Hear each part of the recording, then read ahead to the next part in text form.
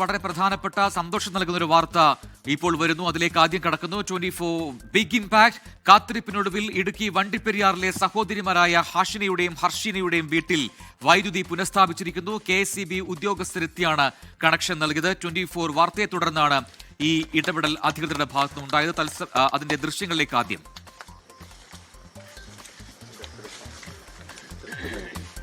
രാഹുൽ വിജയൻ വണ്ടിപ്പെരിയാറിൽ നിന്ന് ചേരുന്നു കൂടുതൽ വിവരങ്ങളുമായി. രാഹുൽ, 24 പുറത്തു കൊണ്ടുവന്നൊരു വാർത്ത, ഈ കുട്ടികൾ ഇരുട്ടിലിരുന്ന് പഠിക്കേണ്ടി വരുന്ന അവരുടെ ദുരിതം, അത് പിന്നീട് അതിന് നൽകിയ ഫോളോ അപ്പ്, അങ്ങനെ നിരവധി വാർത്തകൾ നമ്മൾ ഇതുമായി ബന്ധപ്പെട്ട് നൽകിയതാണ്. അതിൽ അധികൃതരുടെ ഭാഗത്തുനിന്നും ഇടപെടൽ ഉണ്ടായിരിക്കുന്നു. ആദ്യം മന്ത്രി ഇടപെട്ട് കലക്ടർക്ക് നിർദ്ദേശം നൽകുന്നു, പിന്നീട് KSEBക്ക് അത് സാങ്കേതികമായി കഴിയില്ല എന്ന മറുപടി വരുന്നു, പിന്നീട് വീണ്ടും അതിൽ ഇടപെടൽ ഉണ്ടാകുന്നു. ഏറ്റവും ഒടുവിൽ ഇപ്പോൾ ഏറ്റവും സന്തോഷകരമായ ആ വാർത്ത എത്തിയിരിക്കുന്നു.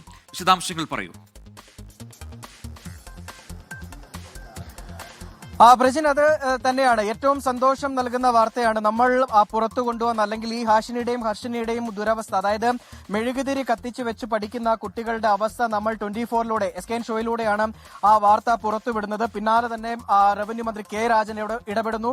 ഇടുക്കി ജില്ലാ കളക്ടറോട് അടിയന്തര റിപ്പോർട്ട് ആവശ്യപ്പെടുന്നു. കളക്ടർ ആദ്യഘട്ടത്തിൽ വൈദ്യുതി കണക്ഷൻ നൽകാൻ നിർദ്ദേശം KSEBക്ക് കൊടുത്തു. പക്ഷേ ചില സാങ്കേതിക തടസ്സങ്ങൾ കാരണം അത് കഴിയില്ല എന്ന് KSEB കളക്ടറെ അറിയിച്ചു. അത് ഈ പോപ്സ് എസ്റ്റേറ്റ് മാനേജ്മെന്റുമായിട്ടുണ്ടായിരുന്ന ചില ഉടമസ്ഥ തർക്കം ആയിരുന്നു അതിന് കാരണമായി നിന്നിരുന്നത്. പോപ്സ് എസ്റ്റേറ്റിന്റെ ഒരു തടസ്സവാദമായിരുന്നു. പിന്നീട് നമ്മൾ നിരന്തരമായിട്ട് കളക്ടറേറ്റുമായിട്ടും അതുപോലെ തന്നെ വൈദ്യുതി വകുപ്പ് മന്ത്രിയും ഒക്കെയായി ഇടപെട്ടു. അതിന്റെ പശ്ചാത്തലത്തിൽ ഈ മോഹനെയും ഈ കുട്ടികളെയും അതുപോലെ തന്നെ വിജയൻ എന്ന് പറയുന്ന ഇവരുടെ മുത്തശ്ശനാണ്, ഇദ്ദേഹത്തെയും പോപ്സ് എസ്റ്റേറ്റ് മാനേജ്മെന്റിന്റെ അധികൃതരെയും വിളിച്ച് കളക്ടർ ഒരു ചർച്ച നടത്തുന്നു. ആ ചർച്ചയിലെല്ലാം പരിഹരിക്കപ്പെട്ടു. അതായത് നിസാരമായിരുന്ന ഒരു കാര്യം KSEB സാങ്കേതിക പ്രശ്നങ്ങൾ പറഞ്ഞുകൊണ്ട് മാറ്റിവെച്ചിരുന്ന ഒരു കാര്യം ഏകദേശം 10 മിനിറ്റത്തെ ചർച്ച കൊണ്ട് പരിഹരിക്കപ്പെട്ടു എന്നുള്ളതാണ് ഏറ്റവും സന്തോഷകരമായ കാര്യം.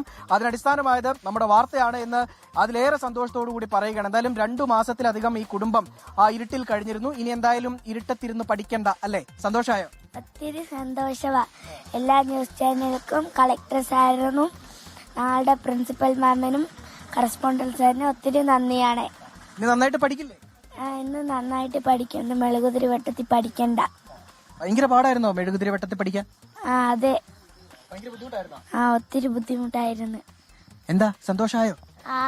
മെഴുകുതിരി വട്ടത്തിൽ ഇന്നും പഠിക്കണ്ട, വെളിച്ചത്തിൽ പഠിക്കാം. എല്ലാ ന്യൂസ് ചാനലുകൾക്കും ഒത്തിരി നന്ദി. അതായത് എല്ലാവർക്കും നന്ദി, ഒരുപാട് നന്ദി എന്നാണ് പറയുന്നത്. ഇത് ഈ കുട്ടികളുടെ പിതാവാണ്. എന്താ സന്തോഷമായോ?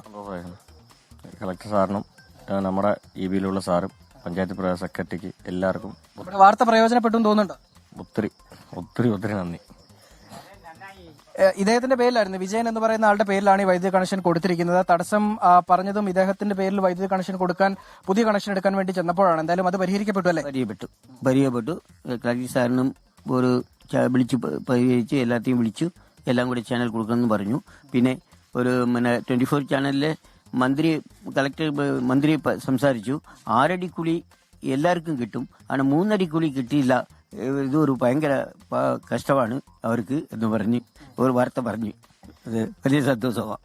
എന്തായാലും നമ്മുടെ വാർത്തയിൽ മന്ത്രിയും അതുപോലെ തന്നെ കളക്ടറും ഒക്കെ അടിയന്തരമായി തന്നെ എല്ലാ ഘട്ടത്തിലും ഇടപെട്ടിട്ടുണ്ട്. അതിന്റെ ഒരു സന്തോഷം ഈ ഘട്ടത്തിൽ നമ്മൾ പങ്കുവെക്കുകയും ചെയ്യുകയാണ്. എന്തായാലും ആ വെളിച്ചം ഇങ്ങനെ ആ ബൾബ് തെളിഞ്ഞു കിടക്കുന്ന കാണുമ്പോഴത്തേക്കും, ഒരു കുടുംബത്തിലേക്ക് വെളിച്ചം എത്തിയപ്പോഴത്തേക്കും അവരുടെ ഇരുട്ടിനെ മുഴുവൻ ആ ഒരു ബൾബിലെ വെളിച്ചം മായ്ച്ചു കളയുന്നത് കാണുമ്പോൾ നമുക്ക് ഒരുപാട് സന്തോഷമുണ്ട്. ഈ മുറിക്കകത്തേക്ക് പക്ഷേ പുതിയ പ്രേക്ഷകർക്കും വേണ്ടിയിട്ടാണ്. എന്തായിരുന്നു യഥാർത്ഥത്തിൽ നമ്മൾ ആദ്യം ഈ വാർത്ത റിപ്പോർട്ട് ചെയ്യാനുണ്ടായ സാഹചര്യം? അവിടെ നിന്ന് ഏറ്റവും ഒടുവിൽ ഇന്നത്തേക്ക് എത്തി നിൽക്കുമ്പോൾ സംഭവിച്ച കാര്യങ്ങൾ വളരെ പെട്ടെന്ന് പറയാമോ?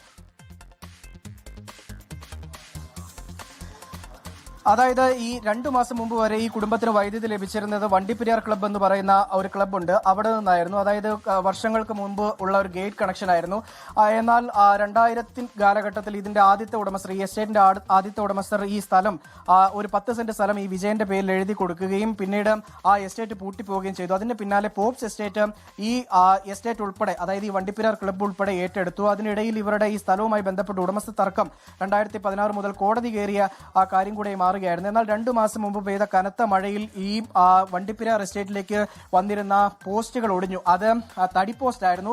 ആ തടി പോസ്റ്റ് 27 തടി പോസ്റ്റ് ഉണ്ടായിരുന്നു. അത് 27 ഇട്ടിരുന്നത് ഈ പോപ്സ് എസ്റ്റേറ്റ് അല്ലെങ്കിൽ ഈ എസ്റ്റേറ്റ് മാനേജ്മെന്റ് ആയിരുന്നു.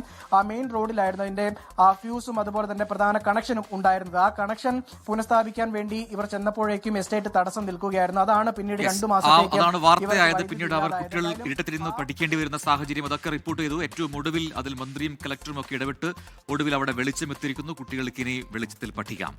ലോകത്തെവിടെയായാലും ഏത് സമയത്തും 24 വാർത്തകളും ഓഗ്മെന്റഡ് റിയാലിറ്റി പാക്കേജുകളും എക്സ്പ്ലെയിനറുകളും വിശദമായി കാണാൻ ഞങ്ങളുടെ യൂട്യൂബ് ചാനൽ നിങ്ങൾക്ക് സബ്സ്ക്രൈബ് ചെയ്യാം.